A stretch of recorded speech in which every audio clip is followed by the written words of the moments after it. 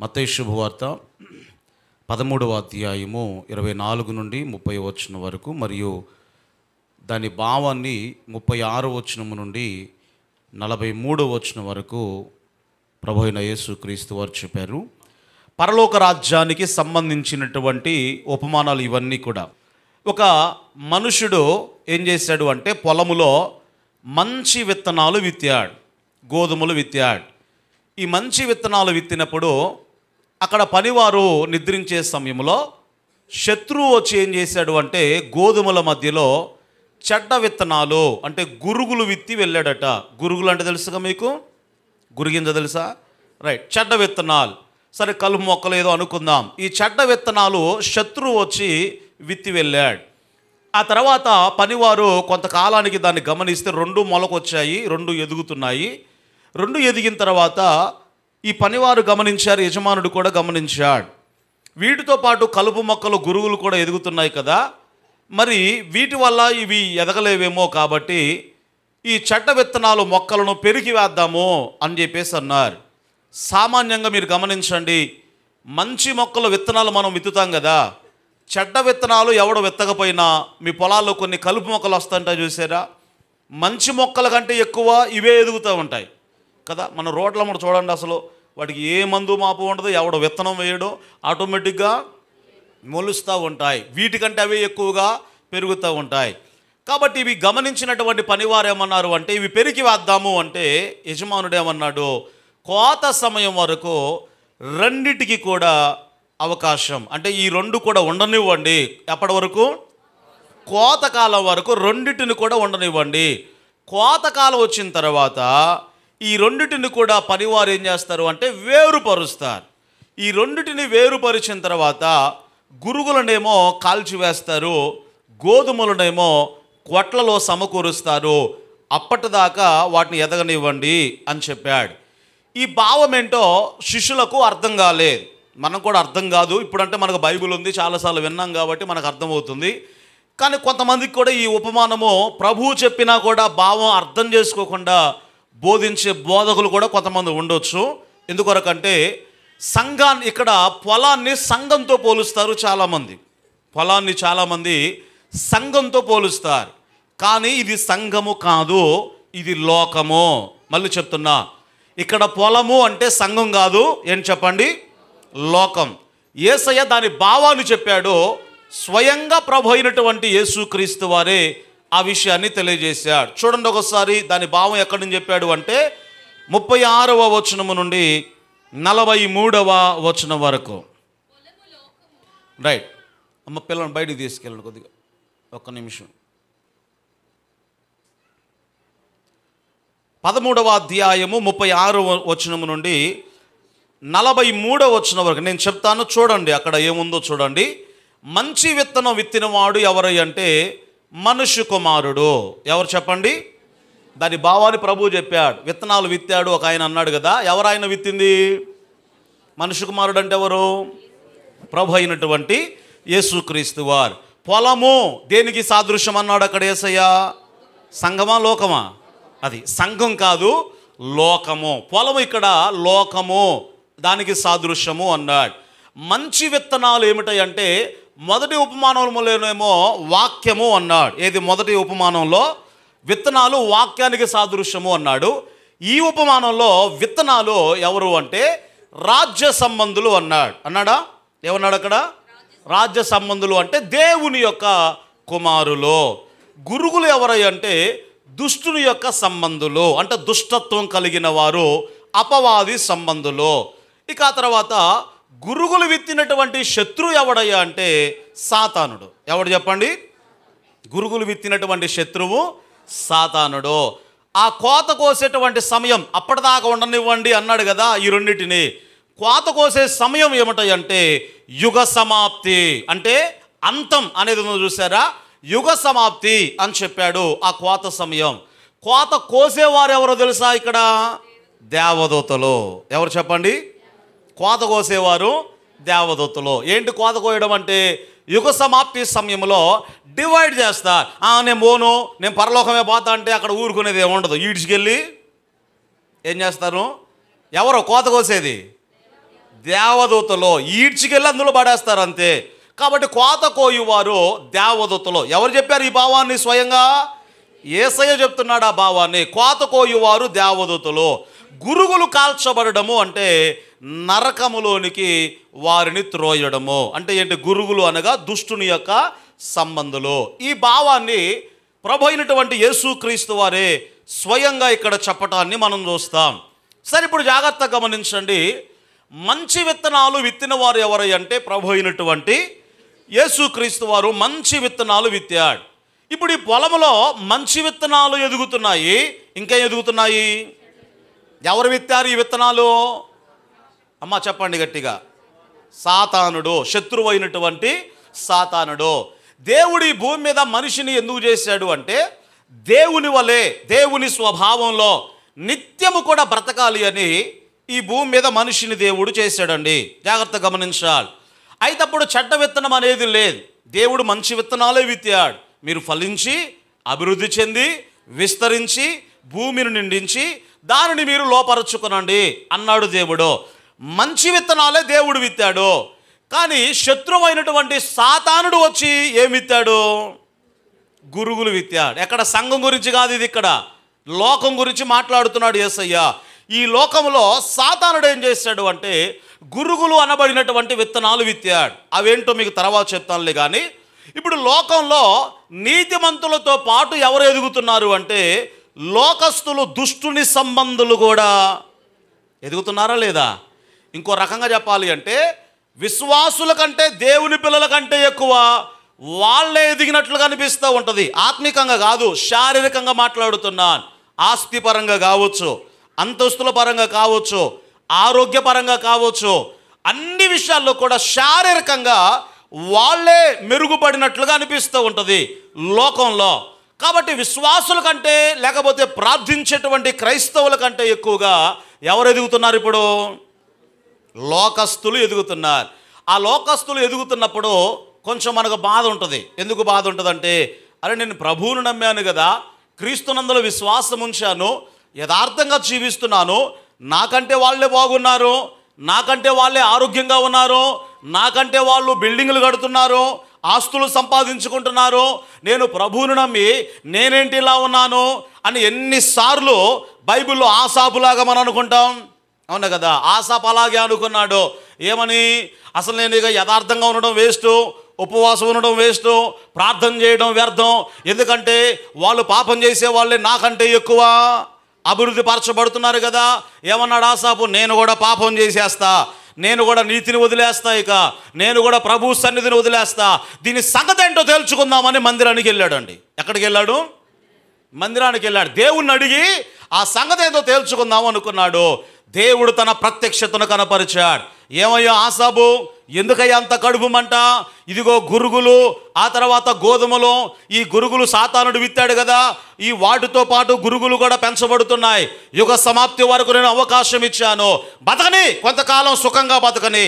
చచ్చాక ఎలాగో ఈ గురుగులను వేరు చేసి దేవదూతలు ఏం చేస్తారు? అగ్నిలో కాల్చివేస్తారు కదా. కనీసం కొంతకాలమైన వాళ్ళు సుఖంగా బతకడం నీకు ఇష్టం లేదా? ఏమయ్యా ఎందుకయ్యా అంత కడుపు మంట? నీకు శాశ్వతమైన రాజ్యాన్ని నీ కొరకు ఉంచాను కదా, నిత్య సుఖ సంతోషాలతో నా దగ్గర నువ్వు వర్ధిల్లుతావు కదా, లోకంలో కొంతకాలం నా కొరకు శ్రమపరచబడతావు, ఆ శ్రమలో కూడా అపవాదికి అవమానం కలుగుద్ది, నాకు మహిమ కలుగునట్లుగా కొన్ని శ్రమలు, కొన్ని అనారోగ్య పరిస్థితుల్లో నేను అనుమతినిస్తూ ఉంటాను అని వాక్యము ద్వారా మందిరములో ఆసాబుతో దేవుడు మాట్లాడినప్పుడు ఒక మంచి స్టేట్మెంట్ ఇచ్చాడు ఆసాబు. ఏంటో తెలుసా?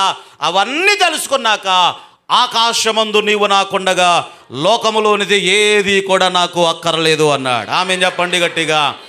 అంతసేపు ఎవరిని చూశాడు? లోకాన్ని చూశాడు. వాడు చూడు ఎలా ఉన్నాడో, నాకంటే బాగున్నాడు, వాడి ఆరోగ్యం బాగుంది, వాడి ఆస్తులు బాగున్నాయి, లోకాన్ని చూశాడు. ఎప్పుడైతే మందిరములోనికి వచ్చాడో, దేవుడు మాట్లాడాడో, అప్పుడేమన్నాడు అంటే ఆకాశమందు నీవు నాకుండగా లోకములోనిది ఏది కూడా నాకు అక్కరలేదు అని మాట్లాడుతూ ఉన్నాడు. కాబట్టి ఈ లోకములో ఇప్పుడు విశ్వాసులే కాదు, విశ్వాసుల కంటే ఎక్కువగా శారీరకంగా ఎవరు ఎదుగుతున్నారు? చెప్పాలి గట్టిగా. లోకస్తులు వేసే డైలాగ్ ఏంటో తెలుసా? చాలా సందర్భాల్లో మన విశ్వాసులకు ఏదైనా అంటే ప్రార్థనకి వెళ్ళే వాళ్ళకి ఏదైనా జరిగిందనుకోండి, ఎవరికైనా సరే అన్యులు వేసే డైలాగ్ ఏంటో తెలుసా? మేమే బాగున్నాంగా మీకంటే అంటారు. ఫస్ట్ డైలాగ్ అదే. ఏమంటారు? మన సంఘాల్లో చాలా చోట్ల నేను చూస్తూ ఉంటాను, చెప్తూ ఉంటారు, అయ్యా అన్యుల బాధ పడలేకపోతున్నాం, మా దగ్గరకు వచ్చేసి ఏమంటారు అంటే, దేవుని నమ్ముకున్నాక మీకేం జరిగింది? అన్ని నష్టాలేగా, అన్ని బాధలే కదా, మేమే బాగున్నాం కదా, ఆరోగ్యపరంగా, ఆస్తిపరంగా, అన్ని రంగాల్లో కూడా మేమే బాగున్నాం కదా అనుకుంటారు. అదే ఇక్కడ యేసయ్య చెప్తున్నాడు, గోధుమలతో పాటు ఏమి ఎదుగుతున్నాయి? అసలు గురుగులే ఇంకా వాటికంటే ఎక్కువగా ఎదుగుతున్నాయి. ఎందుకొరకు ఎదుగుతున్నాయి అంటే, కోత సమయమందు ఏం చేస్తారట? అవి కాల్చివేస్తారు. ఎందుకు ఎదుగుతున్నాయి అంటే, వీరందరూ అపవాది సంబంధులు, లోకము అపవాది యొక్క ఆధీనములో ఉన్నది కాబట్టి వాడిష్టం ఇక ఏదైనా చేస్తాడు. కానీ విశ్వాసులు ఉన్నారు చూసారా, విశ్వాసులు అలా చేయుడు దేవుడు విడిచిపెట్టడు. ఎందుకొరకంటే ఆస్తి ఇవ్వడం ద్వారా, ఆరోగ్యం ఇవ్వడం ద్వారా వీడు నాకు శాశ్వతంగా దూరం అయిపోతాడేమో అని దేవుడు చూస్తే ఏం చేస్తాడు? కొన్నిసార్లు అనారోగ్య పరిస్థితులకు ఆయన అనుమతినిస్తాడు, కొన్నిసార్లు అవి కోల్పోవడానికి కూడా దేవుడు అనుమతినిస్తాడు. నువ్వు తాత్కాలికమైన దాన్ని చూస్తావేమో, కానీ నా దేవుడు ఏం చూస్తాడు అంటే, శాశ్వతంగా నువ్వు తనతో ఉండాలి అని దేవుడు కోరుకుంటూ ఉన్నాడు. ఆమేన్ చెప్పండి గట్టిగా. ఇది మనకు అర్థం కాదండి, ఇది మనకు అర్థం కాదు, లోకస్తులకు కూడా ఇది అర్థం కాదు. దేవుని ప్రణాళికలో, దేవుని ఆలోచనలో అలాగున ఉంటాయి. కొన్ని దేవుడు అనుమతిస్తూ ఉంటాడు. ఇది ఎందుకు జరిగింది, ఇది ఎందుకు జరిగింది మనకు తెలియదు, కానీ అది సాతానుకు దేవునికి జరిగే యుద్ధం. ఎవరికి? యోబుకు తెలుసా సాతానుకు దేవునికి పోటీ జరుగుతుందని? తెలుసా తెలియదా? యోబుకు తెలియదు. జాగ్రత్త గమనించండి. తెలియకపోయినా యోబు దేవుని కొరకు నిలవబడ్డాడు. ఒకవేళ యోబు పడిపోతే దేవుని నామానికి అవమానం జరిగేది, అవునా కదా? పోటీ జరుగుతుందని తెలుసా యోబుకు? తెలియదు. కాబట్టి దేవుడు ఏం చేస్తాడు అంటే, కొన్ని ఆయన అనుమతినిస్తూ ఉంటాడు. ఒకవేళ అన్యుడు ఎవడైనా వచ్చి, అమ్మాయి రాత్రి కవిత చెబుతా ఉంది, భర్త చనిపోయాడు ఈ మధ్య, అబ్బాయికి ఏదో ప్రాబ్లం వచ్చిందట. ఎవరో రాస్తూ ఒక ఆయన, ఎవరైనా అమ్మా స్కూల్లో హెచ్ఎం సార్ అట, అబ్బాయికి ఏదో రాసేమని చెప్తే అది రాసుకుంటే చెప్తున్నాడట, మీ దేవుడు ఏం చేశాడమ్మా మీకు, మీ ఆయన చనిపోయాడు, మీ అబ్బాయికి ఎట్లా అయింది, మేము చూడ ఎట్లా ఉన్నామో, మీరేంది అట్లా ఉన్నారు అన్నట్లుగా. అంటే ఏంటి? అన్యులకు అవకాశం వచ్చినప్పుడు ఇవే విత్తుతూ ఉంటారు, గురుగులు విత్తుతూ ఉంటారు. మేమే బాగున్నాం మీకంటే మీ దేవుడు ఏం చేశాడు అని ఒకవేళ మాట్లాడినప్పుడు అమ్మాయికి చెప్పే రాత్రి, మనం ఇవ్వాల్సినటువంటి సమాధానం ఏంటో తెలుసా? అయ్యా మీకేమో లోకంలో ఆనందం ఉంటుంది, ఆరోగ్యం ఉంటే ఆనందం, ఆస్తి ఉంటే ఆనందం, అంతస్తులు ఉంటే ఆనందం, లోకంలో ఏదైతే మీరు సంపాదిస్తారో దానిని బట్టి మీరు ఆనందపడతారు.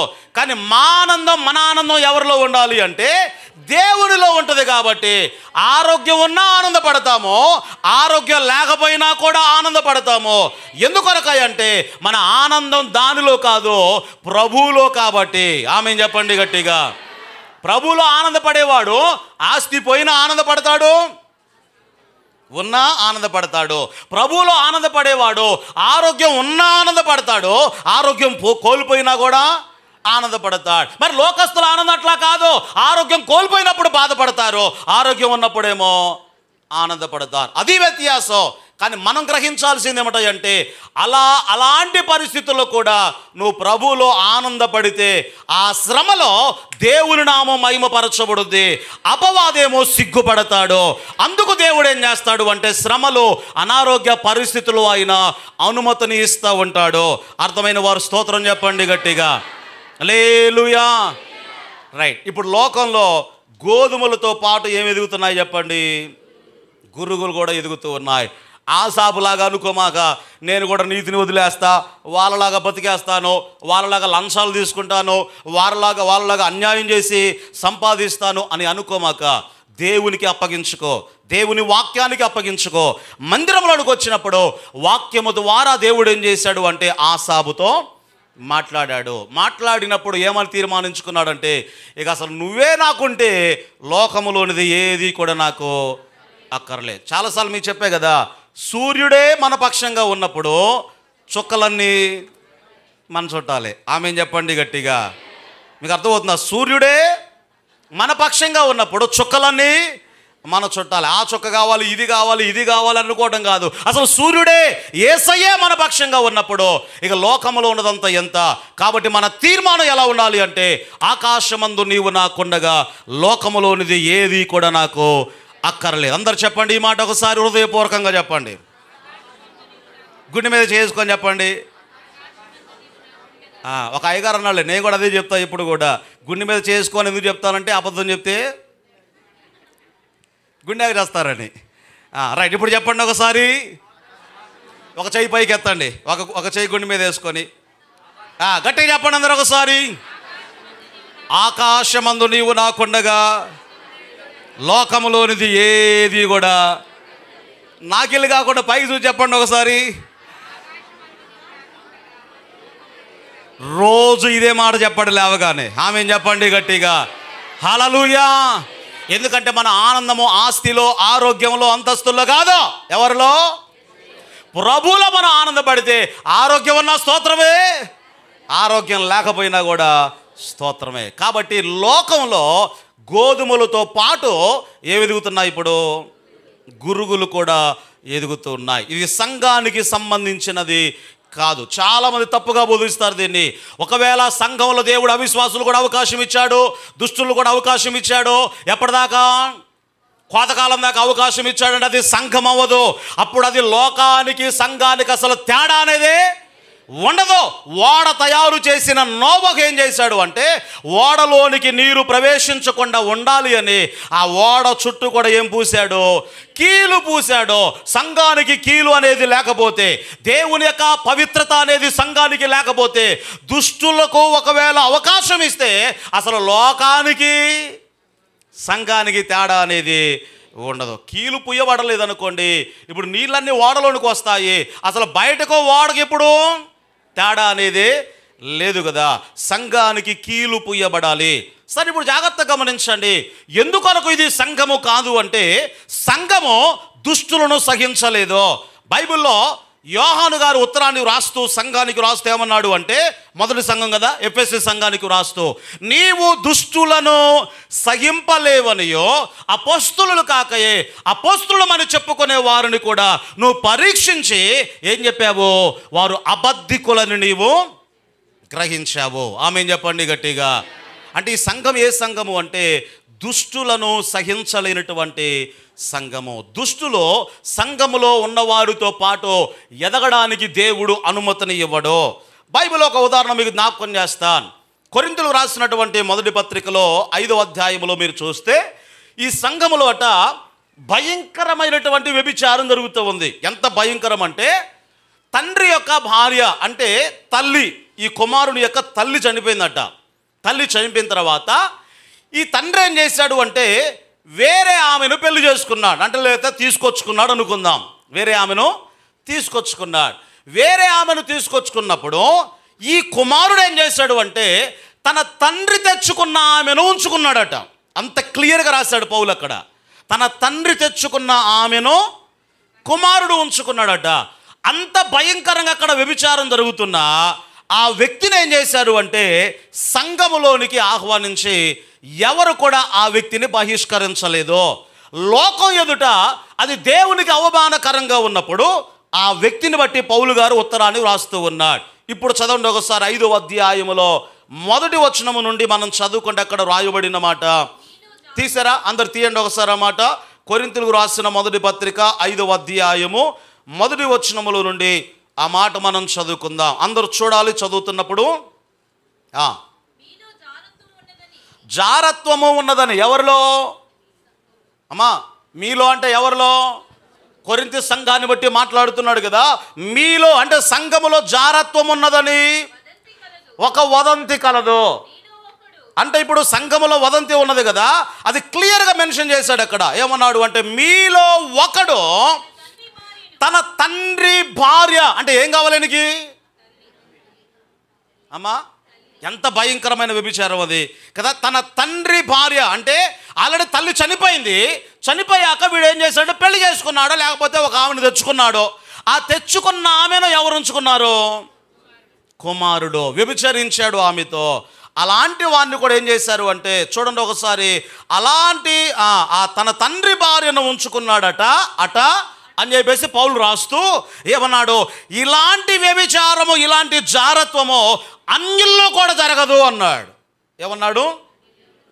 సంఘములో జరుగుతుంది, ఇలాంటి వ్యభిచారం అన్యుల్లో కూడా జరగదు అన్నాడు. చెప్తూ మళ్ళీ ఏమన్నాడు అక్కడ, ఇట్లుండి కూడా మీరు ఉప్పొంగుచున్నారే కానీ మీరెంత మాత్రము కూడా దుఃఖపడి ఇలాంటి కార్యము చేసిన వారిని మీలో నుండి వెలివేసిన వారు కారు. మీకు అర్థమవుతుందా? అంటే ఈ మాట ఎందుకు చెప్తున్నాను అంటే, దుష్టులను సహించలేనిది సంఘం. ఒకవేళ సంఘములో గోధుమలు ఎదుగుతాయి, గురువులు కూడా ఎదుగుతాయి అంటే అది లోకం అవుద్దు కానీ, అమ్మ చెప్పండి, అది లోకం అవుద్దు కానీ అది సంఘము కాదు. అంటే ఈ పాపం అనే కాదు, లైంగిక పరమైన పాపం కావచ్చు. ఒక వ్యక్తి సంఘానికి వస్తూ బలలో చేయి వేస్తూ త్రాగొచ్చు, కొంతమంది గుట్కాలు తినొచ్చు, కొంతమంది అంబర్లు తినొచ్చు. అంటే పాపాన్ని కంటిన్యూ చేస్తున్నారు. చూసారా? పాపాన్ని కంటిన్యూ చేస్తున్నారు అని స్వయంగా చూసినా కూడా ఆ వ్యక్తిని సంఘము నుండి ఒకవేళ బహిష్కరించకపోతే, అక్కడ ఏమన్నాడు 6వ వచనంలో రాయబడిన మాట, పులిసిన పిండి కొద్దిదైనా ముద్దంతా ఏమైపోద్ది, పులియ చేయును అన్నాడు. అంటే 10 కేజీల మంచి పిండి ఉందండి, కొద్దిగా పులిసిన పిండి ఉందనుకోండి, ఈ పిండి తీసి అందులో వేస్తే ఆ పిండి ఏమైపోద్ది, పాడుగాటం కాదు, పులిసిపోద్ది. కొంతమంది పులిసిన పిండి అట్లా ఏదో చేస్తుంటారు, చూసారా? సరే, మీకు అర్థం కాదు, అది యూదుల భాషలో చెప్పబడింది, మీ భాషలో చెప్తాను. పెరుగు కావాలంటే ఏం చేయాలి అమ్మా? ఏం చేస్తారు? పులిసినటువంటి దాన్ని కొద్దిగా తీసి ఏం చేస్తారంటే పాలలో వేస్తారు. ఏం చేస్తారు? పులిసిన దాన్ని కొద్దిగా తీసి పాలలో వేసినప్పుడు ఆ పాలన ఏమైపోతాయి, దీనిలాగే మారిపోతాయి. అంటే పెరుగు అందులో వేసినప్పుడు ఈ పాలు కూడా పెరుగైపోద్ది. అలాగే పులిసిన పిండి కొద్దిగా ఉండవచ్చును, అప్పుడు ఏమైపోద్ది అంటే ఈ ముద్దంతై కూడా పులిసిపోద్ది. అది చెప్తున్నాడు పౌలు. ఇక్కడ ఏమన్నాడు అంటే, ఈ విషయము తెలిసి కూడా అలాంటి వ్యక్తి ఆ పాపములో ఉన్నాడు, కంటిన్యూ అవుతున్నాడు, ఆ వ్యక్తిని సంఘముల నుండి ఏం చేయలేదు, మీరు వెలివేసిన వారు కారు అన్నాడు. కనుక జాగ్రత్తగా మనం గమనిస్తే ఇక్కడ యేసయ్య చెప్పిన ఉపమానము సంఘానికి సంబంధించింది కాదు, ఇది లోకానికి సంబంధించినది. లోకంలో గురుగులు ఉన్నాయి, ఏమున్నాయి, ఇంకా గోధుమలు కూడా ఎదుగుతున్నాయి. కానీ సంఘములో మాత్రము ఏముండాలి, గోధుమలే ఉండాలి. ఏముండాలి? గోధుమలే ఉండాలి. అలాంటి గురుగు ఒకవేళ కనబడితే ఏం చేయాలి చెప్పండి? కనబడితే అంటే వదంతులు అని కాదు, ఇక్కడ క్లియర్గా కనబడుతూ ఉంది, తన తండ్రి భార్యను ఒకడు ఉంచుకున్నాడు అంటే పాపంలో వాడు ఏం చేస్తున్నాడు, కంటిన్యూ అవుతున్నాడు. కాబట్టి అలాంటి వాడిని ఏం చేయమన్నాడు, సంఘములో నుండి మీరు బహిష్కరించండి అని స్పష్టంగా మాట్లాడుతూ ఉన్నాడు. ఇప్పుడు చిన్న పులిపిండి అంటే మీకు అర్థం కావడానికి చెప్తాను. యెహోషువ గ్రంథంలో యెహోషువ అనబడినటువంటి ఒక నాయకుడు ఉన్నాడండి, ఒక నాయకుడు ఉన్నాడు. ఈ యెహోషువ అపజయము లేనటువంటి నాయకుడు. ఎవరు చెప్పండి? అందరు చెప్పాలి గట్టిగా. అపజయము లేనటువంటి నాయకుడు. ఈ యెహోషువ నాయకత్వంలో ప్రజలు కొంచెం ముందుకెళ్తున్నారు కనానును స్వాధీనపరచుకోవడానికి. యెరికో పట్టణం వారికి అడ్డుగా వచ్చిందండి. యెరికో పట్టణం యొక్క గోడ ఎంత మందం అంటే 12 రథాలు అడ్డంగా ఒకేసారి ప్రయాణం చేయొచ్చట. 12 రథాలు అంటే ఉదాహరణకు మన చర్చి వెడల్పులో ఒక 2 రథాలు పడతాయి అనుకుందాం, అంటే కష్టంగా ఒక 2 రథాలు చర్చి ఇట్లా అడ్డంగా, ఇలాగా అడ్డంగట 12 రథాలు ఒకేసారి ప్రయాణం చేయొచ్చట. మరి ఎంత మందం ఉండొచ్చు ఆ గోడ? ఆ గోడ మీదనే రాహాబు అనబడిన వేశ్య కూడా ఇల్లు కట్టుకున్నట్లుగా బైబిల్లో మనం చూస్తాం. అంత మందం కలిగిన గోడ.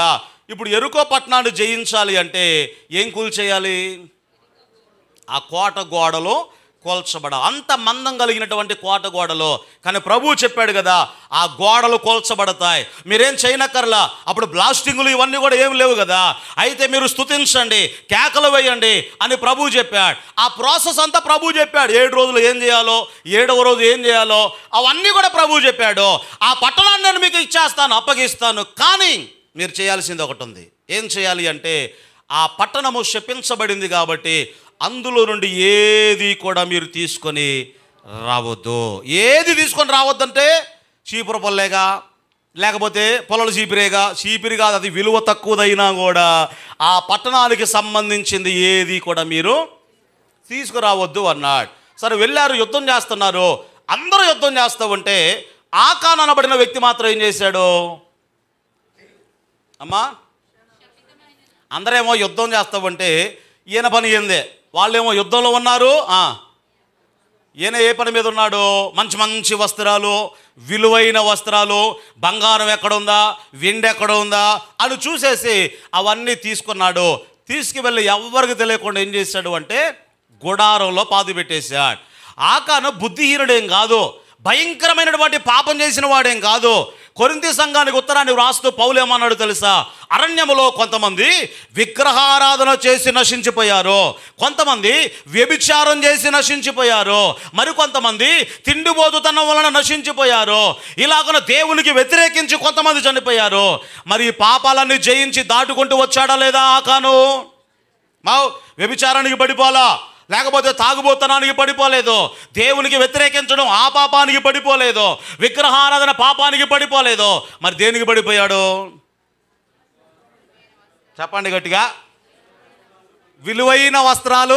రెండవది ముఖ్యంగా తల్లులారా మీకే, దేనికి పడిపోయాడు? వ్యభిచారం చేయలేదు, ఏ పాపం చేయలేదు, కానీ దేనికి పడిపోయాడు? బంగారానికి పడిపోయాడు. రెండవది వస్త్రాలు. ఏ వస్త్రాలు ఇవి? విలువైనటువంటి వస్త్రాలకు పడిపోయాడు. ఇలాంటి వారు లేరంటారా సంఘంలో? అర్థమైన ఆమేన్ చెప్పండి గట్టిగా. రైట్. బంగారానికి, రెండవది విలువైన వస్త్రాలకు పడిపోయాడు. సరే, మొత్తానికి తీసుకొచ్చి ఎక్కడ దాచిపెట్టాడు? ఎవరికి తెలియదు అనుకున్నాడు, గోడారంలో దాచిపెట్టేశాడు. ఈ లోపల హాయ్ అనబడినటువంటి ఒక చిన్న పట్టణం అట. మన కమలాపరం అంతా కూడా ఉండదో మొత్తానికి చిన్న పట్టణం. ఇక్కడ సంఖ్య ఎంతమంది ఉన్నారు మొత్తం ఓటింగ్? అమ్మా 2600. ఆ పట్టణంలో పురుషులు 1000 మంది ఉన్నారట. ఎంతమంది నాన్న? 1000 మంది పురుషులు ఉన్నారండి. 1000 మంది పురుషులు ఉంటే యెహోషువ చెప్పాడట కదా, ఒక 3000 మంది వెళ్ళండిలే అంటే, సరిపోతామయ్యా 3000 మంది అంటే యెహోషువ అన్నాడు, అవసరమైతే ఎక్కువ మంది అయినా వెళ్ళండి అన్నాడు. వీళ్ళేమన్నారు, అసలు ఎవరు మనం?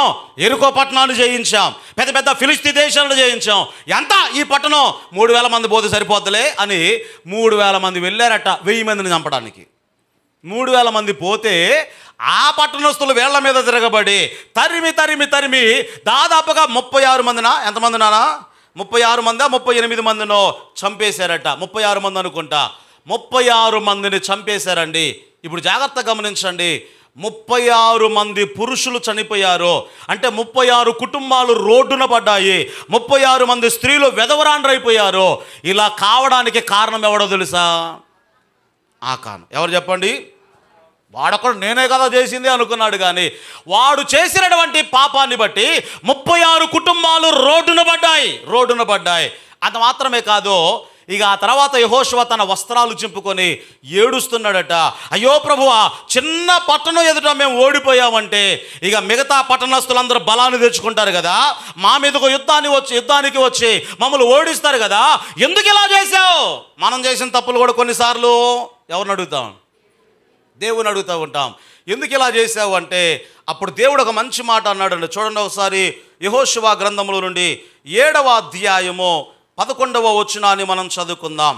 యెహోషువ గ్రంథము 7వ అధ్యాయము 11వ వచనాన్ని మనం చదువుకుంటే అక్కడ రాయబడిన మాట, ఇశ్రాయేలీయులు ఎవరు పాపం చేశారమ్మా? ఇశ్రాయేలీయులు. ఎవరు చెప్తున్నారు ఈ మాట? దేవుడు అన్నాడు కదా, ఇశ్రాయేలీయులు ఏం చేశారు? ఇప్పుడు మీరు చెప్పండి, చేసింది ఎంతమంది? నా వైపు చూడండి అందరూ. చేసింది ఎంతమంది? ఒక్కడు. ఆపాదించబడింది ఎంతమందికి? అందరికీ ఆపాదించబడింది. మీరు జాగ్రత్తగా గమనించండి, అన్యులు ఎవరైతే ఉన్నారో అన్యుని ఎదుట నువ్వు పాపం చేయడం వాడు చూసినప్పుడు అన్యులందరూ ఏమంటారో తెలుసా? సంఘమందరూ. అంటే ఎవరికి ఆపాదించబడింది ఇది?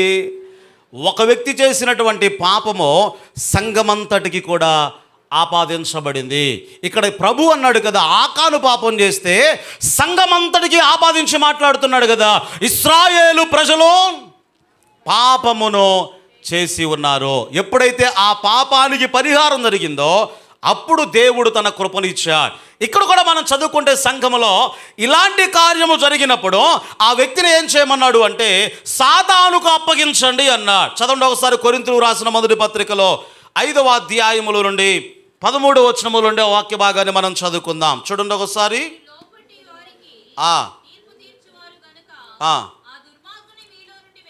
ఆ దుర్మార్గుని మీలో నుండి మీరు వెలివేయుడి. ఒకసారి పై వచనం కూడా చదవండి, 4వ వచనం. ఏమనగా ప్రభు అయిన యేసు దినమందు వాని ఆత్మ రక్షింపబడాలి, శరీర ఇచ్చలు నశించడానికి ఆ వ్యక్తిని మీరు ఏం చేయాలి అంటే సాతానుకు అప్పగించండి అన్నాడు. ఆమేన్ చెప్పండి గట్టిగా.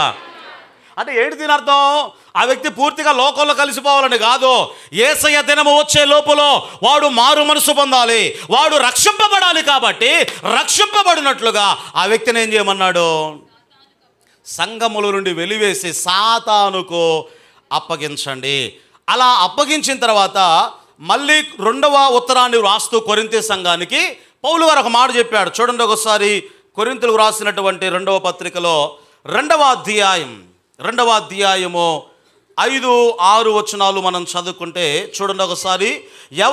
ఎవడైనను దుఃఖము కలుగజేసి ఉండిన ఎడల సంఘానికి నాకు మాత్రమే కాదు కొంత మట్టుకు మీ అందరికీ దుఃఖము కలుగజేసి ఉన్నాడు.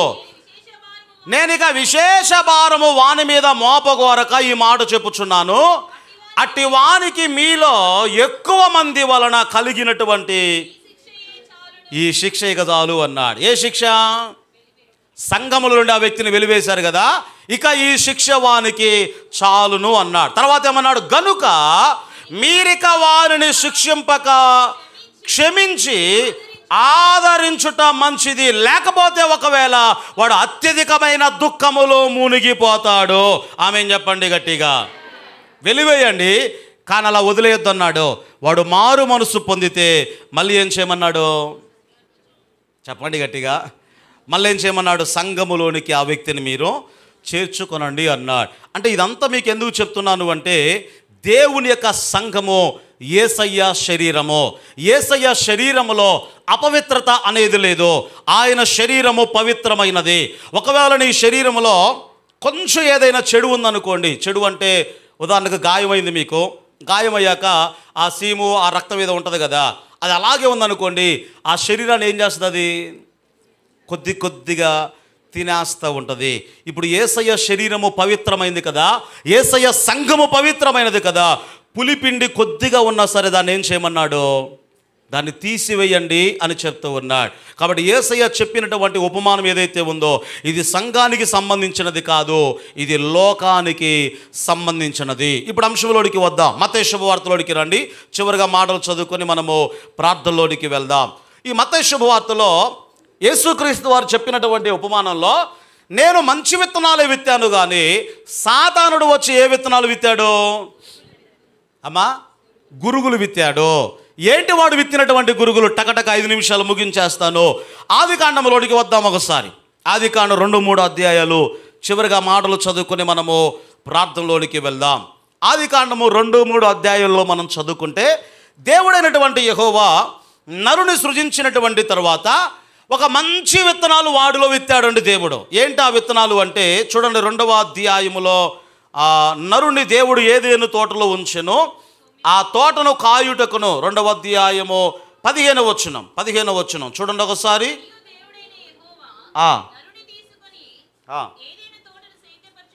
నరుని తీసుకొని ఏదేను తోటను సేదపరచడానికి, రెండవదిగా దానిని కాచుటకును దానిలో ఏం చేశాడు? ఉంచెను. ఇప్పుడు నా వైపు చూడండి అందరూ కూడా. ఏదేను తోటలో ఆదామును దేవుడు ఎందుకు పెట్టాడు? ఫ్రీగా కాయలు వస్తాయి, తినేసి బాగా పొట్ట పెంచేసి పడుకొని ఆయన నిద్రపోనాయనా అని చెప్పాడా? దేవుడు మనిషిని ఎందుకు చేశాడు అంటే పాపం చేయకముందే దేవుడు చెప్పాడు, నువ్వు కష్టపడు, పని చేయి. ఏం పని చేయాలి? తోటను నీవు సేద్యపరచాలి. ఏం చేయాలి? తోటను సేద్యపరచాలి. రెండవది చెప్పాడండి యజమానులకు ముఖ్యంగా. ఏం చెప్పాడు? నీ ఇంటిని నీవు జాగ్రత్తగా కాపాడుకో. ఇంటిని జాగ్రత్తగా కాపాడుకో. కానీ ఆదాము చేసిందేంటి? వ్యభిచారం చేశాడా? నరహత్య ఏమైనా చేశాడా? ఇంకేమైనా దొంగతనం చేశాడా? ఏమైనా ఇంకేదైనా సరే దేవునికి వ్యతిరేకమైన పాపం చేశాడంటే ఆయన చేసింది ఒక్కటే, ఆయనకు అప్పగించబడిన కుటుంబాన్ని ఆయన కాపాడుకోలేకపోయాడు. ఎవరు? ఆదాము. ఇప్పుడు కుటుంబం పాడైపోతే దేవుడు ఎవరిని లెక్క అడుగుతాడు? అవ్వని అడిగాడా ముందు? ఆదాముని అడిగాడా? ముందు పండు తిన్నది ఎవరు? అవ్వమ్మ. అడిగింది ఎవరిని? ఆదాము లెక్క అడుగుతూ ఉన్నాడు. ఆదాములారా, ఇప్పుడు దేవుడు మనకు అప్పగించినటువంటి కార్యం ఏంటో తెలుసా? నీ ఇంటిని నీవు జాగ్రత్తగా కాపాడుకోవాలి. ఎలా కాచుకోమన్నాడు అంటే, అవ్వమ్మ ఇంతకుముందు చాలా హ్యాపీగా ఉండేది, దేవుడు ఏదైతే తినమన్నాడో ఆ ఫలాన్నే తినేది. ఇప్పుడు ఆదామును వదిలేసి దేవుడు తినకూడదని ఆజ్ఞాపించినటువంటి ఆ చెట్టు వైపుగా తన అడుగులు వేస్తూ ఉంది. ఆ చెట్టు వైపుగా అడుగులు వేస్తూ ఉన్నప్పుడు ఆదాము ఏం చెప్పాలి? దేవుడు ఆ చెట్టుకున్న ఫలాన్ని తినవద్దన్నాడు, అటు పోవద్దు అని గద్దించి ఏం చేయాలి కదా? ఆదాము సహవాసాన్ని వదిలేసి ఇప్పుడు ఆమె దృష్టి దేని వైపుకు వెళ్ళిపోతూ ఉంది? దేవుడు తినవద్దన్న చెట్టు వైపునకు వెళ్ళిపోతూ ఉంది. కుటుంబ యజమానులారా, ఇంతకుముందు నీ భార్య ప్రార్థనా యోధురాలు, ఇంతకుముందు అధికంగా ప్రార్థన చేసేది, వాక్యాన్ని చదివేది, ఇప్పుడు దృష్టి బంగారం మీదకి పోతుందేమో, ఇప్పుడు దృష్టి విలువైన వస్త్రాల మీదకి పోతుందేమో, ఒకవేళ దృష్టి లోక సంబంధమైన వాటి మీదకి పోతుందేమో, ప్రార్థన కంటే ఎక్కువగా వాక్యం కంటే ఎక్కువగా సెల్ ఫోన్ మీదకి పోతుందేమో. జాగ్రత్త. కుటుంబాన్ని కాచుకోవాల్సిన బాధ్యత దేవుడు ఎవరికి ఇచ్చాడు అంటే యజమానులకి ఇచ్చాడు. అర్థమైన వారు ఆమేన్ చెప్పండి గట్టిగా. కుటుంబాన్ని కాపరెవరు? యజమానుడు. ఆదాముకు చెప్పాడు, నీ కుటుంబాన్ని జాగ్రత్తగా నీవు కాచుకో. కాచుకో అంటే అర్థం ఏంటి? తోటకు సంబంధం లేనివాడు బయట పొంచి ఉన్నాడు. తోటకు బయట వాడు పొంచి ఉన్నాడు, అవకాశం కొరకు ఎదురు చూస్తూ ఉంటాడు. కాబట్టి ఆదామా, నీ తోటను నీవు జాగ్రత్తగా కాచుకో. లెక్క ఎవరిని అడిగాడు దేవుడు? అవ్వను కాదు. ఎవరిని అడిగాడు? ఆదామును అడిగాడు. నీ వ్యాపారాన్ని కాచుకుంటున్నావు, నీ వ్యవసాయాన్ని కాచుకుంటున్నావు, నీకు కలిగిన సంపదను కాచుకుంటున్నావు, కానీ నీ భార్యను, నీ పిల్లలను, నీ కుటుంబాన్ని కాచుకోలేకపోతున్నావు. నీ ఇంటిలోనికి సర్పము ప్రవేశిస్తూ ఉంది. బండ మీద సర్పము జాడ ఎవ్వడికి కూడా తెలియదు. వాడేమన్నాడు తెలుసా? ఇది నిజమా? దేవుడి చెట్టుకున్న ఫలాన్ని తినవద్దన్నాడా? ఇది మీరు తింటే దేవునితో సమానంగా అయిపోతారు. అంటే సాతానుడు వేసే విత్తనం ఏంటో తెలుసా? మొదటిగా దేవుని వాక్య పునాది లేకుండా చేస్తాడు, దేవుని మాట అబద్ధం అన్నట్లుగా చేస్తాడు. ఇంకా వాడు చేసిందంటే తెలుసా? చిన్న విధేయత పెద్దగా తప్పేం కాదులే. ఏమంటాడు? చిన్న చిన్నవే అప్పుడప్పుడు అబద్ధాలు, లేదా చిన్న చిన్న పొరపాట్లు ఉంటాయి కదా, ఈ చిన్న చిన్న అవిధేయత పెద్ద పొరపాటు ఏమీ కాదులే. ఇంకా ఏం చెప్పాడు తెలుసా? అసలు దేవునికి మీరంటే ఇష్టమే లేదు. ఏం చెప్పాడు? చెప్పండి అలాగనే. ఎందుకోసం? మీరు పండు తింటే దేవుళ్ళలాగా అయిపోతారని. అందుకోసమే దేవుడు ఏం చెప్పాడు? ఇది తినొద్దన్నాడు. మీరు తినండి, మీరు దేవుళ్ళలాగా బ్రతుకుతారు. దేవుడు ఏం చెప్పాడు? మీరు చస్తారా అన్నాడు. ఈడేం చెప్తున్నాడు? మీరు బ్రతుకుతారా అన్నాడు. ఏది బాగుంది అమ్మా? ఆదాముతో చెప్పిన మాట మనతో కూడా ప్రభువు చెప్పాడు. చూస్తారు ఒకసారి. చివరిగా మాట చదువుకుందామా? రోమాపత్రిక 8వ అధ్యాయం. చివరిగా మాట చదువుకొని ప్రార్థనలోనికి వెళ్దాం. రోమాపత్రిక 8వ అధ్యాయము 12-13 వచనాలు. ఆదాముతో ఏ మాట చెప్పాడో ఇక్కడ అదే మాట చెప్తున్నాడు. రోమాపత్రిక 8వ అధ్యాయము 12-13 వచనాల్లో వ్రాయబడిన మాట. కాబట్టి సహోదరులారా, ఒకవేళ మీరు శరీరానుసారముగా, శరీర కోరికలు, శరీర ఆశలు ఏవైతే ఉన్నాయో వాటి అనుసారముగా మీరు ప్రవర్తించిన ఎడల మనము శరీరమునకు రుణస్థులము కాము. మీరు శరీరానుసారముగా ప్రవర్తించిన ఎడల మీరు చస్తారు. ఏమన్నాడు? శరీరానుసారముగా మీరు ప్రవర్తిస్తే చస్తారు. అదే మాట కదా ఆదాముతో చెప్పాడు. ఏమన్నాడు? ఆ పండు తిను దినమున నిశ్చయముగా మీరు చస్తారు. ఈరోజు బోధలు ఏంటో తెలుసా? ఒక్కసారి మనం రక్షణ పొందామంటే ఎన్ని పాపాలు చేసినా కూడా అది నిత్యత్వం అంతే, రక్షణ మన దగ్గర నుంచి పోదు. ఈ బోధలు ఉన్నాయి ఇప్పుడు, తెలుసా మీకు? ఒక్కసారి మీరు మానవలస పొంది బాప్తిజం పొందారంటే, రక్షణ పొందారంటే ఇక రక్షణ పోదట. చిన్న చిన్న పొరపాట్లు చేసినా ఏమవుదట? పరలోకానికి మనం వెళ్తాం. ఈ బోధలు ఉన్నాయి. కానీ ఇప్పటికి కూడా యేసయ్య చేసే బోధ ఏంటి? శరీరానుసారముగా మీరు ప్రవర్తిస్తే ఏమైపోతారు? మీరు చస్తారు. ఆ రోజు ఆదాముకు చెప్పిన బోధే ఈరోజు సంఘాన్ని కూడా ప్రభువు చెప్తూ ఉన్నాడు. యేసయ్యేమో గోధుమలు విత్తాడో, అపవాది ఏ విత్తుతున్నాడు? గోధుమల మధ్యలో గురుగులు విత్తుచు ఉన్నాడు. మిగతా విషయాలు వచ్చే వారం ధ్యానం చేసుకుందాం. దేవుని కృప మనందరికీ తోడై నడిపించును గాక.